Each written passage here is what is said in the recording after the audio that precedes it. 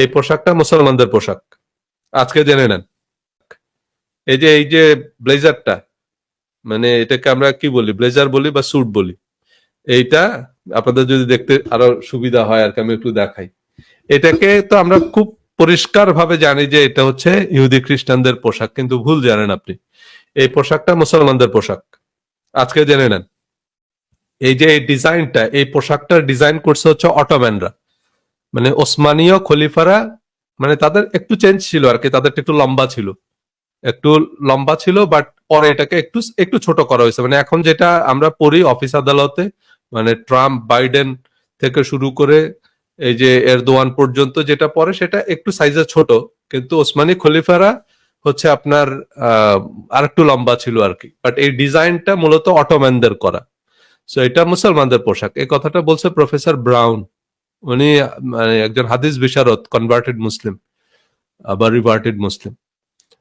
So উনি উনি এই তথ্যটা দিলেন যে এই পোশাকটা অটোম্যানদের ডিজাইন করা, খুবই অথেন্টিক, মানে খুব বড় রিসার্চার, সে কারণে ওনার রেফারেন্সটা দিয়ে বলতেছি।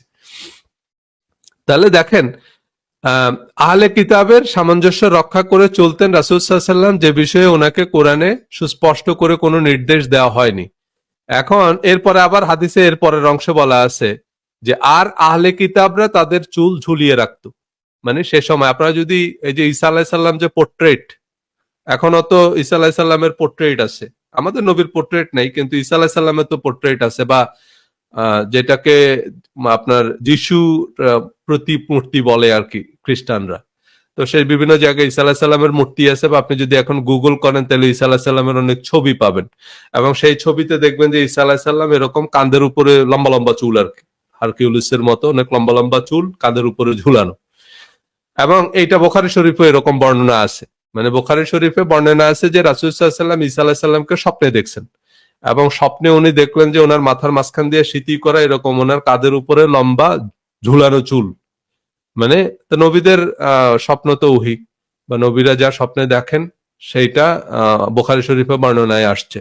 তাহলে ঈসা আলাইহিস সালাম যেভাবে চুল রাখতেন সেটা বুখারীর বর্ণনা মোতাবেকও কাঁধের উপরে এরকম ঝুলিয়ে চুল রাখতেন। তো ওনার উম্মতরাও সেই অনুযায়ী আহলে কিতাবরা এরকম চুল ঝুলিয়ে রাখতো। তারপরে মুসা আলাইহিস সালামেরও লম্বা লম্বা চুল ছিল, শুআয়ব আলাইহিস সালামের লম্বা লম্বা চুল ছিল। ওই যে বলছে না, আমার চুল দাড়ি ধরে টেনো না, এই জন্য দাড়ি রাখা ফরজ হয়ে গেছে, কিন্তু চুল রাখা ফরজ হয়নি, তাই না?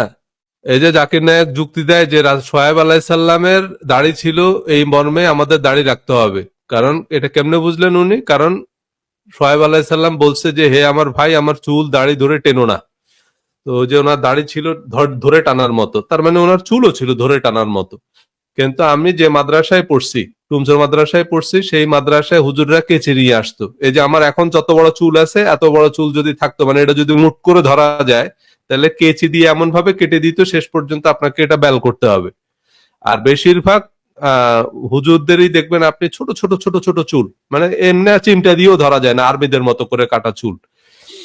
কিন্তু শুআয়ব আলাইহিস সালামের তো ধরে টানার মতো চুল ছিল, তাহলে সেরকম চুল রাখাও আমাদের জন্য সুন্নত বা ফরজ। সেটাও একজন নবী রাখতেন, নবীর এরকম লম্বা লম্বা চুল রাখতেন। তো রাসূল সাল্লাল্লাহু আলাইহি ওয়াসাল্লামও লম্বা লম্বা চুল রাখতেন। আপনার লম্বা চুল কই? জাকির নায়কেরও তো লম্বা চুল নাই। আহলে হাদিসের কোনো শায়খের আপনি দেখবেন না যে এরকম লম্বা লম্বা চুল। হ্যাঁ, ওই যে তাহেরি বা এরকম একটা তরিকার লোকরা রাখে, আব্বাসীরা রাখে, এই হাদিস মোতাবেকই রাখে, কিন্তু আহলে হাদিসের লোকরা এই হাদিস মানে না। এজন্য বললাম না, হাদিস সবার সুবিধা মতো মানে, কিন্তু এটা বুখারীর হাদিস, এটা সহিহ হাদিস। সো রাসূল সাল্লাল্লাহু আলাইহি ওয়াসাল্লাম লম্বা চুল রাখতেন, এরকম কাঁধের উপরে ঝুলিয়ে রাখতেন। এটা কাদের অনুকরণে রাখতেন সেটা আবার ইবনে আব্বাস বলতেছে যে আহলে কিতাবরা লম্বা চুল ঝুলিয়ে রাখতো, আর মুশরিকরা তাদের মাথার চুল সিঁথি কেটে রাখতো। যারা মুশরিক ছিল আরবের, মুশরিকরা এরকম মাথার মাঝখান দিয়ে সিঁথি করে এরকম দুই দিকে ঝুলাইয়া দিত আর কি।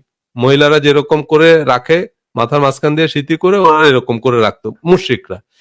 এরপরে বলতেছে যে রাসূল সাল্লাল্লাহু আলাইহি সাল্লাম তার চুল ঝুলিয়েও রাখতেন, সিঁথিও কাটতেন। মানে রাসূল সাল্লাল্লাহু আলাইহি সাল্লাম তাহলে কিভাবে করতেন?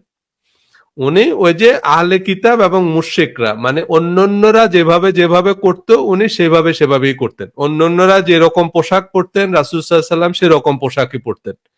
আমরা যে এখন বলি যে এই ধরনের পোশাক পরা সুন্নত, প্রথম কথা হলো আমাদের শায়করা যে ধরনের জুব্বা পরে, এরকম জুব্বার তো সে সময় ছিলই না। এগুলোর সাথে সুন্নতের কোনো সম্পর্ক নাই। বুখারী শরীফের এই পোশাক পরিচ্ছেদ অধ্যায় যদি আপনি পড়েন তাহলে দেখবেন যে এখন হুজুররা যে জুব্বা পরে, এখন যেরকম টুপি পরে, বা এখন যে বোরখা, এই রকম বোরখার কোনো আলাপ আলোচনাই আপনি বুখারী শরীফের মধ্যে পাবেন না।